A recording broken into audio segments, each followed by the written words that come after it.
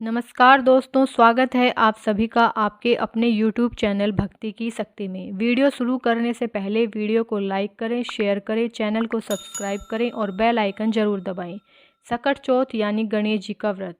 इस दिन महिलाएं अपनी संतान के लिए व्रत रखती हैं और पूरे दिन निर्जल व्रत करती हैं। रात को चांद के आने पर व्रत खोलती हैं। इस दिन गणेश जी और चौथ माता की पूजा की जाती है। ऐसा कहा जाता है कि सकट चौथ का व्रत करने से संतान को लंबी आयु मिलती है और उसके संकट टल जाते हैं। इस व्रत में आम तौर पर एक देवरानी जेठानी वाली सकट माता की कहानी सुनी जाती है। तो आइए अब हम इस व्रत कथा का श्रवण करते हैं। एक शहर में देवरानी जेठानी रहती थी। देवरानी गरीब थी और जेठानी अमीर थी। देवरानी हमेशा गणेश जी का पूजन और व्रत करती थी। देवरानी का पति जंगल से लकड़ी काटकर बेचता था। देवरानी घर का खर्च चलाने के लिए जेठानी के घर काम करती थी और शाम को बचा हुआ खाना लेकर आती थी। माघ महीने में गणेश जी का व्रत सकट चौथ देवरानी ने रखा। उसके पास पैसे नहीं थे, इसलिए उसने तिल व गुड़ लाकर तिलकुटा बनाया।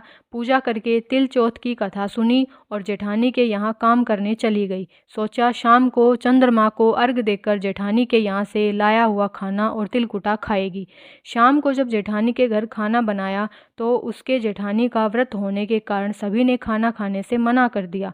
अब देवरानी ने जेठानी से बोला, आप मुझे खाना दे दो जिससे मैं घर जाऊं। इस पर जेठानी ने कहा कि आज तो किसी ने भी अभी तक खाना नहीं खाया, तुम्हें कैसे दे दूं? तुम सवेरे ही बचा हुआ खाना ले जाना। देवरानी उदास मन से घर चली गई। देवरानी के घर पर पति बच्चे सब आस लगाए बैठे थे कि आज तो त्योहार है, इसलिए कुछ पकवान आदि खाने को मिलेगा। लेकिन जब बच्चे को पता चला कि आज तो रोटी भी नहीं मिलेगी तो बच्चे रोने लगे। उसका पति भी बहुत क्रोधित हो गया और कहने लगा कि दिन भर काम करने के बाद भी वह 2 रोटियां नहीं ला सकती। वह बेचारी गणेश जी को याद करते हुए रोते रोते पानी पीकर सो गई। उस दिन सकट माता बुढ़िया माता का रूप धरकर देवरानी के सपने में आई और कहने लगी, सो रही हो कि जग रही हो? वह बोली, कुछ सो रहे हैं, कुछ जग रहे हैं। बुढ़िया बोली, भूख लगी है, खाने के लिए कुछ दे दे। देवरानी बोली, क्या दूं? मेरे घर में तो अन्न का एक दाना भी नहीं है। जेठानी बचा कुचा खाना देती थी, आज वो भी नहीं मिला। पूजा का बचा हुआ तिलकुटा छींके में पड़ा है, वही खा लो। सकट माता ने तिलकुटा खाया और उसके बाद कहने लगी, निमटाई लगी है, कहाँ निमटूं?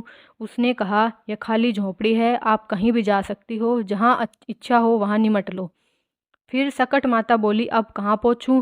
अब देवरानी को बहुत गुस्सा आया कि उन्हें कब से परेशान किए जा रही है, तो बोली, मेरी साड़ी से पोंछ लो। सकट माता ने वैसा ही किया। देवरानी जब सुबह उठी तो यह देखकर हैरान रह गई कि पूरा घर हीरों और मोतियों से जगमगा उठा है। उस दिन देवरानी जेठानी के यहाँ काम पर नहीं गई। जेठानी ने कुछ देर तो राह देखी, फिर बच्चों को देवरानी के यहाँ बुलाने भेज दिया। जेठानी ने सोचा कल खाना नहीं दिया था, इसलिए शायद देवरानी बुरा मान गई होगी। देवरानी ने कहा कि बेटा, बहुत दिन तेरी माँ के यहाँ काम कर लिया। बच्चों ने घर जाकर माँ से कहा कि चाची का पूरा घर हीरों और मोतियों से जगमगा उठा है। जेठानी दौड़कर देवरानी के पास आई और पूछा कि यह सब कैसे हो गया।